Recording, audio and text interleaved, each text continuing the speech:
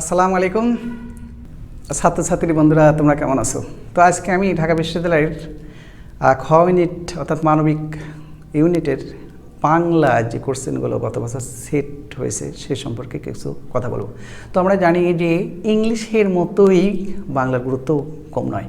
তো অধিকাংশ স্টুডেন্ট ইংলিশে ফেল করলেও বাংলাতেও কিন্তু অনেক স্টুডেন্ট ফেল করে। আমরা প্রিভিয়াস লেকচারে বলার চেষ্টা করেছি ঢাকা বিশ্ববিদ্যালয়ের সিট সংখ্যা 2378টি। আমরা আরও বলেছি, তুমি যদি ওখানে ভর্তি হতে যাও মানবিক শাখায়, যদি তুমি ফর্ম পূরণ করতে চাও বা ভর্তি পরীক্ষা যদি তুমি দিতে চাও, তাহলে তোমাকে মিনিমাম 7 পয়েন্ট তোমার থাকতে হবে এসএসসি লেভেলে এবং ইন্টারমিডিয়েট মিলে। তবে কোনো স্টেজেই যেন 3 পয়েন্টের নিচে না থাকে, তোমাদের দেখে খেয়াল রাখতে হবে। আর একটি কথা কিন্তু তোমাদেরকে জানতেই হবে, যদি এমসিকিউতে যদি ফেল করো তাহলে কিন্তু রিটেন অংশে আর কোনো কাজই আসবে না। তো এমসিকিউতে তোমাদের ভালো করতে হলে পারে আমরা কি করব বা তোমরা কি করবা, এমসিকিউতে যদি তুমি ভালো করতেই চাও তাহলে তুমি কি করবা আর কী পড়বা? অনেক বই পড়বা? আসলে অনেক বই পড়ার দরকার নেই বন্ধুরা। আজকে আমরা তোমাদেরকে দেখাবো যে আসলে কত সহজে ঢাকা বিশ্ববিদ্যালয়তে তুমি বাংলায় ভালো মার্ক পাবে, আর সেই সাথে কম পড়লে পরেই তুমি ঢাকা বিশ্ববিদ্যালয়ের জন্য উপযুক্ত হয়ে উঠবে যদি তুমি একটু আগ থেকে অর্থাৎ ইন্টারমিডিয়েট থেকেই লেখাপড়া শুরু করো।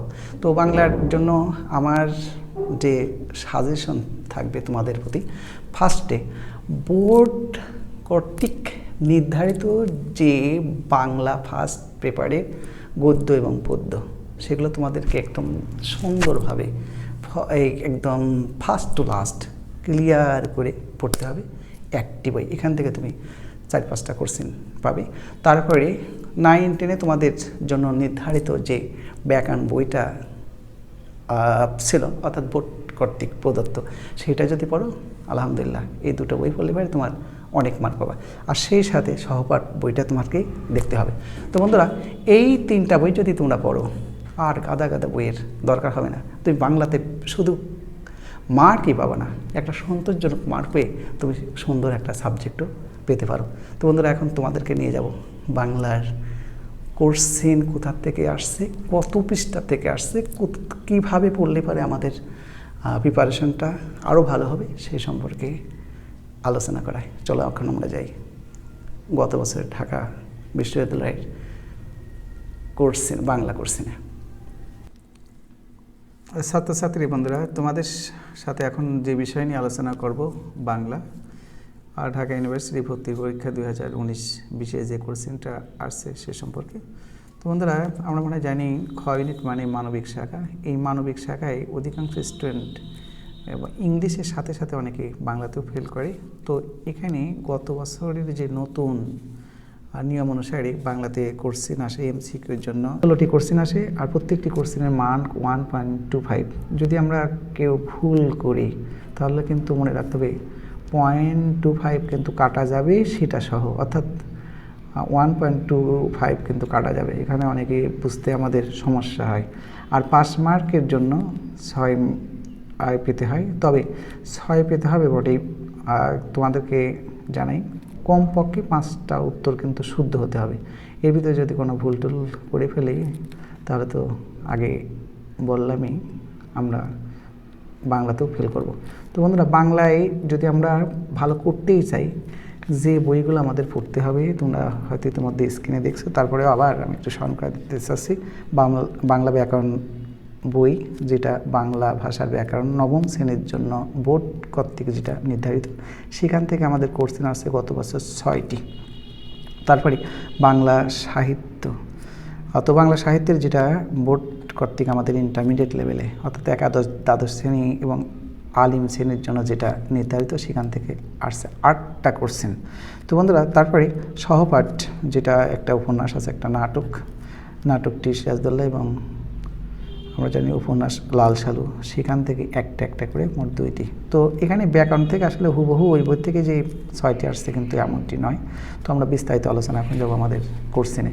তো বন্ধুরা, 1 নম্বর কোশ্চেন আমরা দেখব, আত্মাকে চিনলেই আত্মনির্ভরতা আসে, এই উদ্ধৃতিটি যে রচনার অন্তর্ভুক্ত আমরা মনে জানি আমার মনে গল্প থেকে নেওয়া হয়েছে। আর বাংলা প্রথম পত্রের বইয়ের পেজ নম্বর 80। অর্থাৎ দেখো, যদি আমরা কোনো বোর্ড বইটা পড়ি, অর্থাৎ মূল বইটা যদি পড়ি, তাহলে কিন্তু আমাদের ঢাকা বিশ্ববিদ্যালয়ে চান্স পাওয়াটা খুবই সহজ হবে। তো আরেকটি কথা কিন্তু আমাদের জানতে হবে, বোর্ড কর্তৃক যে বইটি তোমাদের জন্য নির্ধারিত থাকে, ওখানে কিন্তু যেগুলো শুধুমাত্র সিলেবাসের মধ্যে আছে সেইগুলি পড়তে হবে, আউটসাইডে নয়। তো 2 নম্বর কোশ্চেনে দেখি, কোন্দশী শব্দটির আবিধানিক অর্থটা কি? আমরা মনে হয় জানি আকাশ ও পৃথিবী। এটা ব্যাকরণ, আমাদের মূল বইয়ের বাইরে থেকে কোশ্চেন আসা। 3 নম্বর কোশ্চেনে দেখব, নিচের যে বানানটি শুদ্ধ। এবার যে বানানটি আমরা শুদ্ধ পাবো, নবম দশম শ্রেণীর যে দ্বিতীয় পত্র বইটি তোমাদের জন্য নির্ধারিত ছিল বা আছে, তার যদি আমরা 25 নম্বর পেজটা দেখি, তাহলে এই উত্তরটা পাবা। উত্তর হবে উচ্ছল। তো বন্ধুরা, এখন যাই 4 নম্বর কোশ্চেনে। নেকলেস গল্পে শিশু নিয়ে সান্স এলিসে ঘুরে বেড়াচ্ছিলেন কে? তো আমরা জানি মাদাম ফর্টিগার্স। তো এটাও বাংলা প্রথম পত্র বইয়ের 216 পেজ থেকে আসা। আমরা বইটা একটু দেখব। এখন যাব 5 নম্বরে, এ বোল্ড ফ্রম দ্য ব্লু এর বাংলা সমার্থক শব্দ বা প্রবাদ বাক্য কোনটি? বিনা মেঘে বজ্রপাত। তো এটা আমাদের সিলেবাস অন্তর্ভুক্ত একটা কোশ্চেন। 6 নম্বরে যাব, জীবন ও বৃক্ষে প্রবন্ধে রবীন্দ্রনাথ ঠাকুর মনুষ্যত্বের সঙ্গে সাদৃশ্য খুঁজে পেয়েছেন কিসের? এটাও বাংলা বইয়ের প্রথম পত্র বইয়ের 83 পৃষ্ঠা যদি পড়ি, তাহলে পাবো নদীর গতির সাথে তিনি সাদৃশ্য খুঁজে পেয়েছেন। 7 নম্বর কোশ্চেনে দেখব, উত্তম শব্দের সমার্থক নয় কোনটি? অভিরুচি। এটা আমাদের টেক্সচুয়ালের বাইরে। 8 নম্বর কোশ্চেন আমরা দেখব, লোকান্তর কবিতার চেতনার তুল্যরূপ হলো কি? আমরা জানি এটা পাখি। এটাও একদম টেক্সচুয়াল বা মূল বইয়ের বাংলা প্রথম পত্র বইয়ের 332 পেজ থেকে আসা। তো বন্ধুরা, এখন আমরা যাব কোশ্চেন নম্বর 9, সভ্যতার বিস্তারের সাথে সাথে যা বিলুপ্ত হয়েছে। এটা বাংলা বইয়ের প্রথম পত্রের 56 পৃষ্ঠা থেকে আমরা উত্তরগুলো পাবো। উত্তরটা দেখব। আর দেশি শিল্পের বিলুপ্ত হয়েছে। এবার আমরা যাব 10 নম্বর কোশ্চেন, ও কি ঘরে বালা আনবার চাই নাকি আমার সংসার উষ্ণে যাক মরক লাগুক ঘরে? এই উক্তিটি কে করেছিল? আমরা মনে জানি বাংলা সহপাঠ বইয়ের আর 63 পৃষ্ঠায় রহিমা এই উক্তিটা করেছিল লাল শালুক গল্পে। তো 11 নম্বর কোশ্চেনে আমরা এখন যাব, নিজ কর্মে দোষে হায় মজাইলা এ কনক শঙ্কা। এই কর্মদোষ হলো, আমরা মনে হয় জানি এই গল্পটাও এটাও বাংলা প্রথম পত্র বইয়ের 233 পৃষ্ঠা থেকে নেওয়া। সমুদ্রের প্রতি রাবণ মাইকেল মধুসূদনের বিখ্যাত যে কবিতা, তার থেকে নেওয়া এই উক্তিটা রাবণের। আমরা এখন 12 নম্বর কোশ্চেনে যাব, ইতিহাসের একজন সামন্ত নায়ক হয়েও সিরাজউদ্দৌলা নাটকে সিরাজ চরিত্রটি ফুটে উঠেছে কি হিসাবে? আমরা জানি দেশপ্রেমিক হিসাবে। এরা বাংলা সহপাঠ বইয়ের 96 পৃষ্ঠা থেকে নেওয়া। তো বন্ধুরা, এখন আমরা যাব আমাদের 13 নম্বর কোশ্চেনে, একটা সমাস বা ব্যাস বাক্য।